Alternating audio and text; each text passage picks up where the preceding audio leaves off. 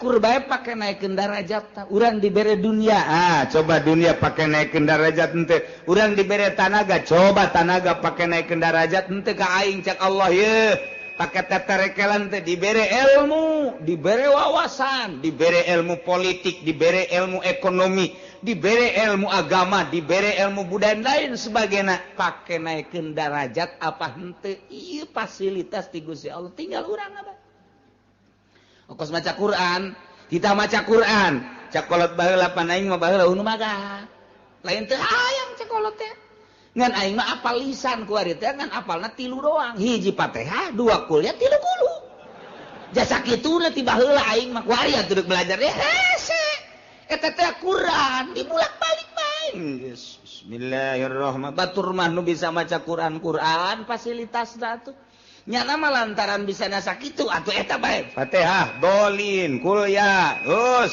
kulhu deui Fatihah deui kuliah kulhu deui Fatihah deui kuliah kulhu deui datang ka malaikat geus teu nyatet-nyatet nyaho aing babacaan siang mah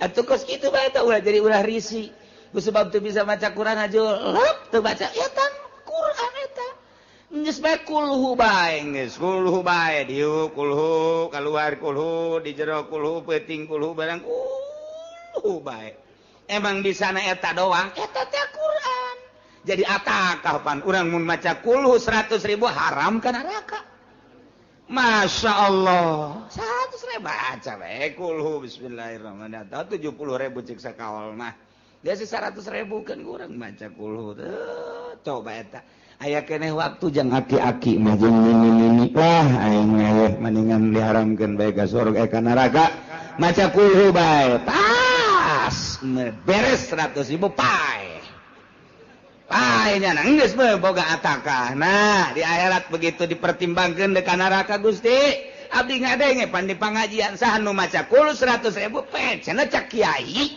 pan kiai ge kangjeng nabi cak ti Gusti cenah haram ka neraka abdi dek demo lantaran teu bisa abdi mah abdi ngadenge ku ceuli abdi bose mah nundutan ya lap-lapan lah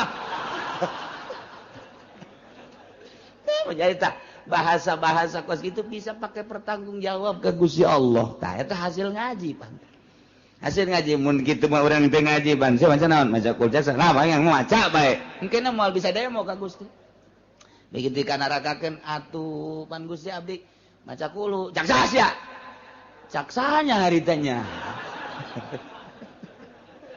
tuh tanggung jawab aya kitu mah cak sia ngaji dieu sia ngajina cilongok teangkeun kiaina bener pernah ngutakan bener cak sia bukan kurang teh pan qala Nabi sallallahu alaihi wasallam man qala al ikhlas mi'ata marrah mi'ata alfi marrah bejakeun ataqallahu pada eta cak kanjeng Nabi tapi dipanggil bener pencak Gusti wah bener ieu mah tuh geus ka surga kan lah cak malaikat ieu catatanna aya nonton TV nah geus sampura ampura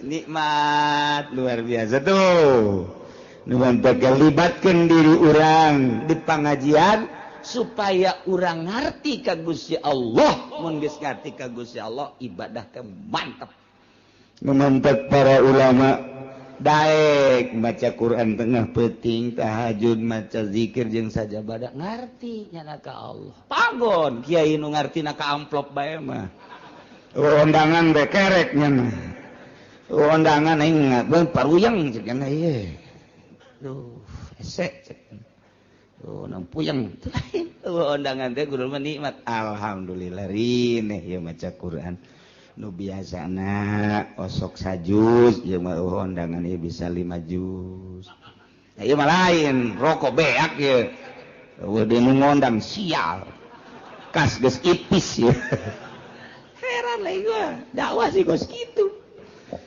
Masya Allah tah wauhkeun diri urang carana supaya urang wauh libatkeun di pangajian abeh urang ngarti kanu diibadahan ku urang sebab wal amalul qalil yanfa'u ma'al ilmi billah wal amalul katsir la yanfa'u ma'al jahli billah.